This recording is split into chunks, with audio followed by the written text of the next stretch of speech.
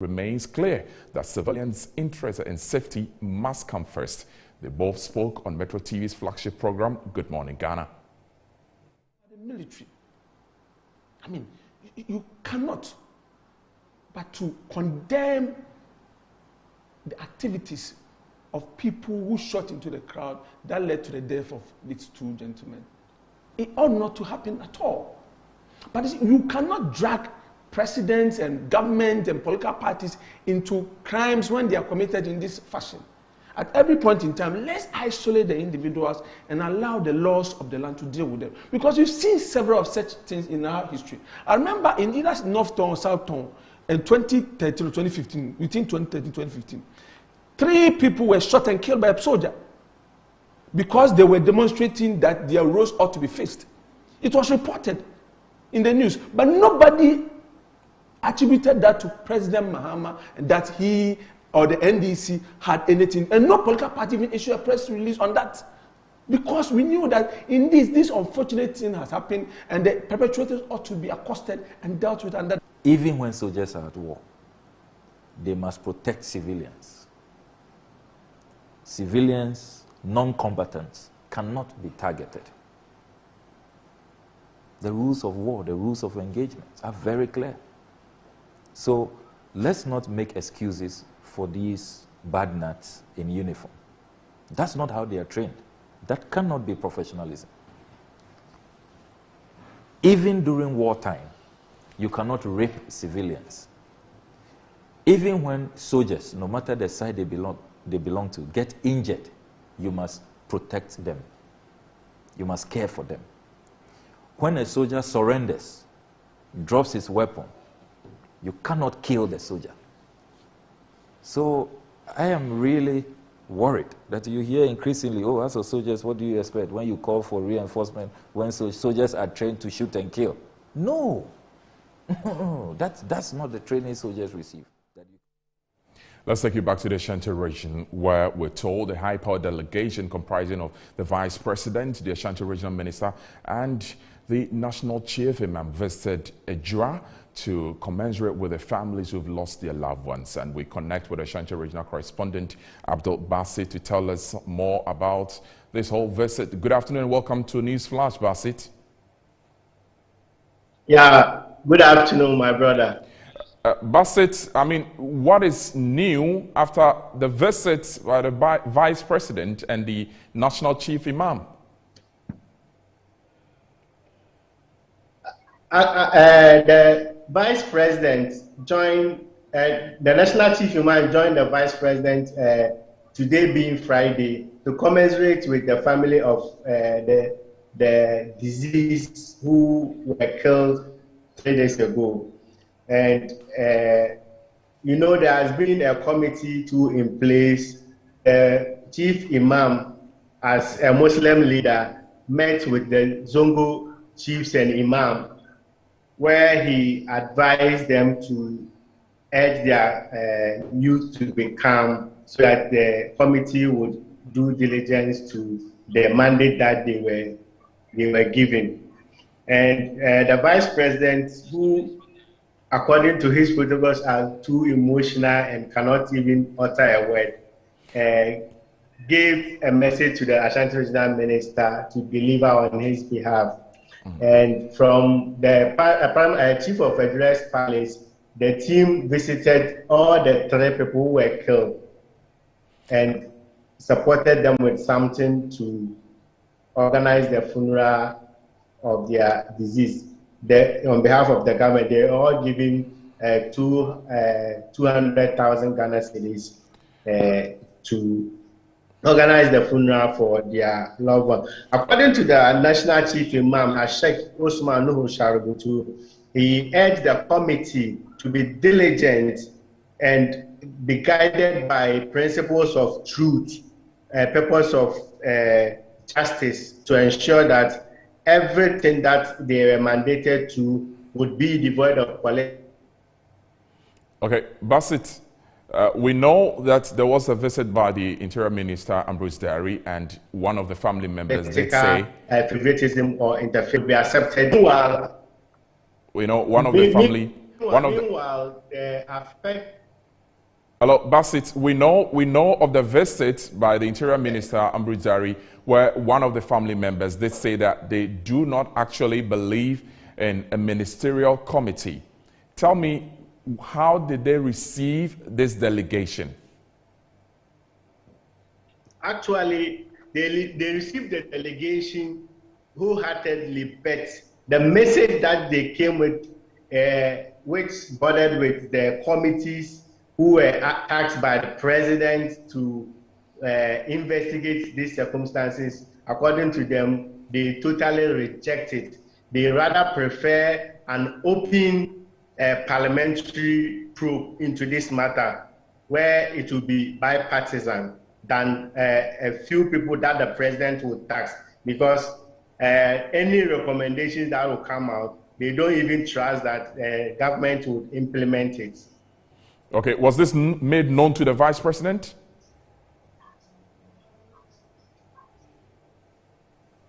Come again? I want you to tell me, did the family make this known to the vice president?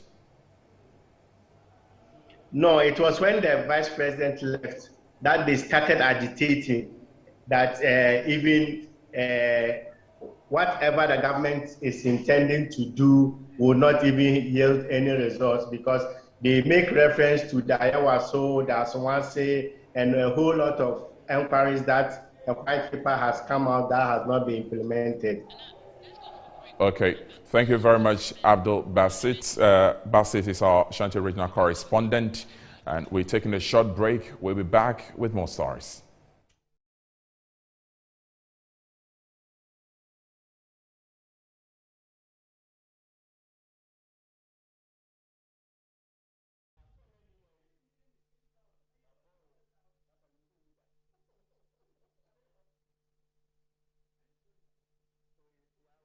A reliable partner in dealing with your U-turn bus needs has been made easier and convenient with SA Automobile.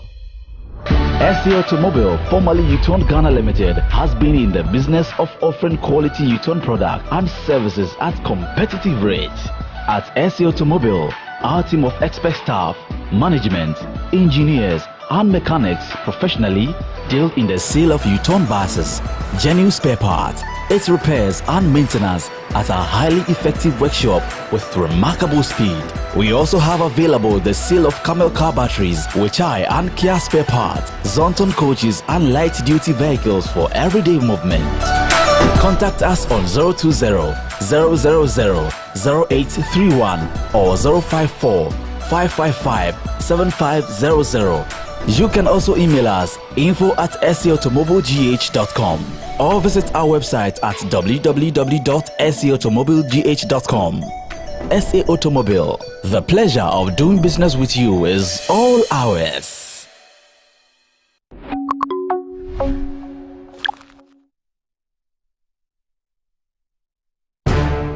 The world has seen a lot of evolution in recent times. Global network facilitated by trade continues to grow stronger and forge nations closer together. On International Trade Focus, we'll share with you the current industry, tech and commercial avenues turning the world's trade wheel. This is your gateway to international business connections and trading events. Get the inside views, vital information, trends and analysis on emerging trade giants in Ghana and beyond.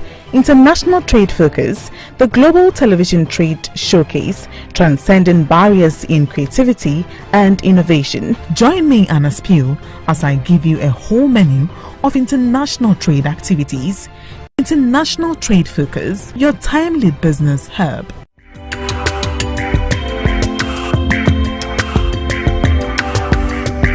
International Trade Focus is brought to you by GO, ADB, Pediasi Valley Resorts and Public Elegance.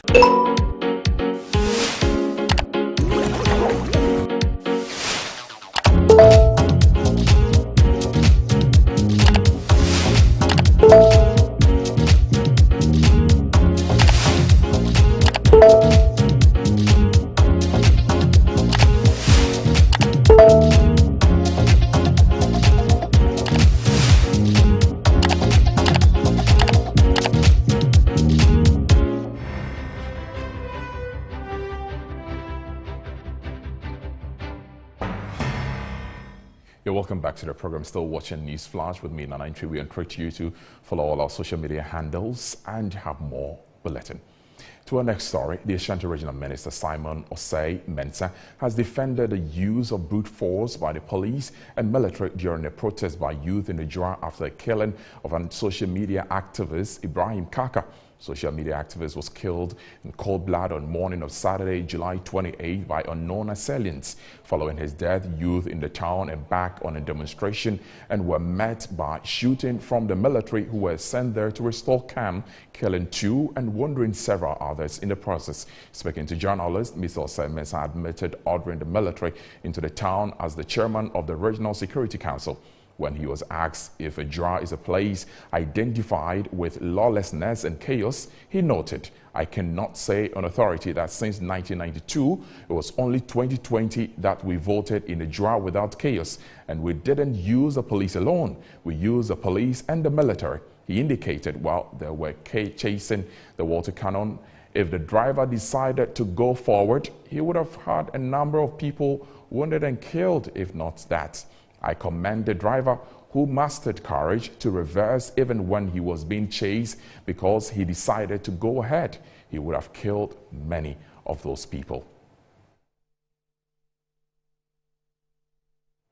Let's now come to the Parliament House, where First Deputy Speaker of Parliament Joseph Osei has directed the Parliamentary Select Committee on Defence and Interior to proceed to the Upper West Regional Capital, WA. The team is to conduct a thorough investigation into the military brutalities against some civilians in WA, reported back to the House with appropriate actions. There is more in this report. The Minority Caucus, clad in red armbands, came to Parliament on Friday with one clear mission: to register their anger over alleged military brutalities against civilians in the Upper West Regional Capital of WA and the general sense of insecurity in the country. The people of Ghana have lost faith. That's the reality.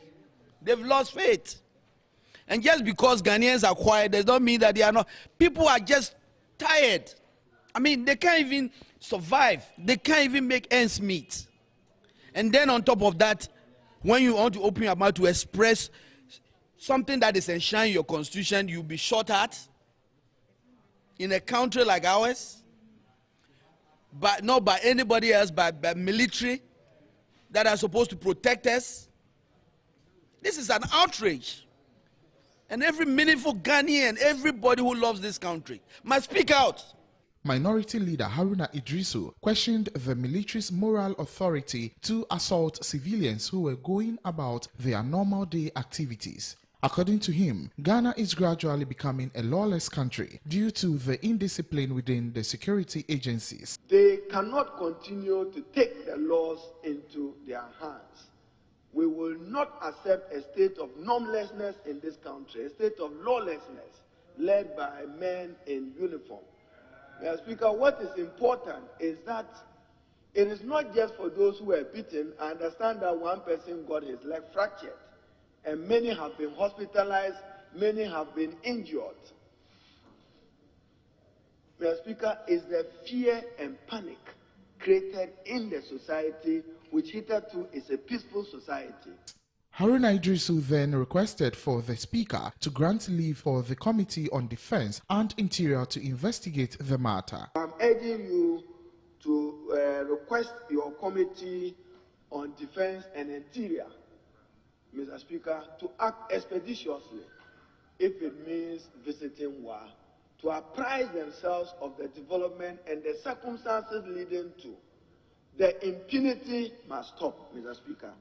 Defense Minister Dominic Nitiwo, whilst describing the incident as unfortunate, was quick to add that it wasn't sanctioned by the military hierarchy. He assured that proper investigations will be conducted. It's just that the military has quickly also put a small committee from national security, from the defense intelligence, and another person to go there and find out exactly whether there are other remote causes. Because it is simply not a military culture to move to town to molest people. It's not something I've heard before. I know there are several incidents where military men have gone to town to do that, but it is all generated because of other factors. So For that to have happened, I still don't understand. I can't understand why that has happened. So I want them to investigate to the bottom of the matter and find out what really is the problem. The committee has 4 weeks to present its report to the House for further actions. I'll take our next story. A member of Parliament for Northtown constituency, Okjetua Blankwa, is urging government to surge out public officers who cause financial loss to the state in terms of judgment debt. The follow is a fresh $15 million judgment debt slapped on the government of Ghana for unlawful seizure of excavators. Speaking to Dr. Randy Abe on Good Morning Ghana, the Northtown MP said the only way to reduce the rate of judgment debt is by surcharging officials found culpable in such cases. And the judge says, giving under my hand and seal of the High Court of Justice at Kumasi on Tuesday, the 18th day of May 2021. Signed, Josephine Ashurin, Registrar. This is the certificate of justice. It's sealed. Yeah, it's yeah, sealed. It's sealed. It's a done deal. We have to pay. We 90 have to. million Ghana. We have sealed. to. We have to cough up this, and we are still justified. I thought that this would have been the question would have been an opportunity for the minister to come and do a mea culpa and say that, look, upon reflection, you know, we got it wrong. And you see, there's nothing wrong. Look, let's set high standards. We can all get it wrong. I've been a deputy minister before for 8 years. I don't think that all my actions or pronouncements, why? We are fallible. We are human. Is it because the president went public to defend it? I mean, everybody, look, legal luminary, Chachu Chikata, has said that, look, this is nonsense. Those are his words. Don't do this. Occupy Ghana, CDD, Imani, civil society organizations. Look, all lawyers who have spoken on this matter are ad idem that this is just lawlessness, it's recklessness. Stop it. And then you come to Parliament after all this, after this judgment. And you are... Let's now deal with some health matters. The Delta variant of COVID-19, which is considered the most contagious variant, has been recorded within the community in Ghana. This was disclosed by the Ministry of Information in a Facebook post. Although it is unclear the number of persons who have contracted the new COVID variant, the ministry says the positive persons are in good health. It adds that the COVID-19 task force will provide further details on Sunday. In the meantime, the health officials are advising the public to strictly adhere to COVID-19 preventive measures. The Delta variant has caused huge spikes in India and in serious increases in cases in the United Kingdom. And even though large sections of the population in those countries are vaccinated, experts say the AstraZeneca and Sputnik V vaccines are less effective against Delta strain as compared to Pfizer vaccine, which is said to be 88% effective.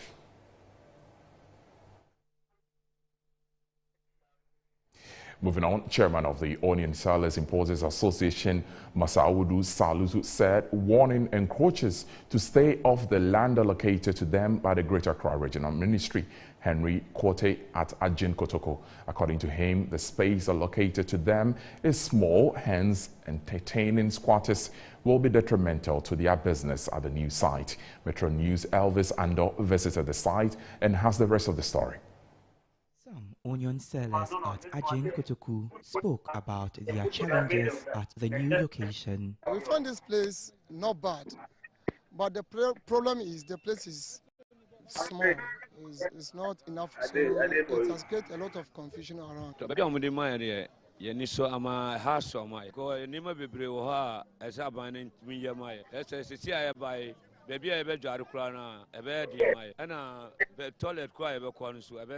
Speaking to Metro News, the chairman for Onion Sellers and Importers, Masaudu Salisu, said the relocated traders are comfortable. Well, thank you very much for being part of the bulletin. We're back at 7 with more news. My name is Nana Yoinchi. Good afternoon.